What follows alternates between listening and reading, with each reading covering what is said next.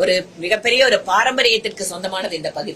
அது சிதம்பரம் கோயிலாக இருக்கின்றலாம், அல்லது சுற்றி இருக்கின்ற ஆயிரக்கணக்கான ஆண்டுகள் பழமை வாய்ந்த கோயில்களாக இருக்கலாம். சுற்றுலா, ஆன்மீக சுற்றுலாவிற்கு அதிகமான வாய்ப்புகளை பெற்றிருக்கக்கூடிய இந்த தொகுதிக்கு ஒரு எம்பி எப்படி கிடைச்சிருக்காருன்னு கேட்டா, கோயிலை இடிப்பேன், கோயிலுக்கு எதிரா பேசுறது, ஹிந்து மதத்துக்கு எதிரா பேசுறது, இதை முழு நேர தொழிலாக வைத்திருக்கிறவர் இங்க வந்து ஆன்மீக சுற்றுலாவை வளர்த்து எப்படி இந்த பகுதியினுடைய இளைஞர்களுக்கு வேலை வாய்ப்பு கொடுக்க முடியும் யோசிச்சு பாருங்க. இங்க இருக்கக்கூடிய மரபு சார்ந்த விஷயங்களை, பாரம்பரிய பண்பாடு சார்ந்த விஷயங்களை எல்லாம் சுற்றுலா வாயிலாக உலகத்திற்கு எடுத்து சென்று அதன் வாயிலாக இந்த பகுதி மக்களுக்கு, அது டிராவல்ஸ் நடத்துறவங்களா இருக்கலாம், ஒரு ஹோட்டல் நடத்துறவங்களா இருக்கலாம், டூரிஸ்ட் கைடா இருக்கலாம், எத்தனையோ வேலை வாய்ப்புகள் இங்க இருக்கக்கூடிய இளைஞர்களுக்கு கொடுக்க முடியும்.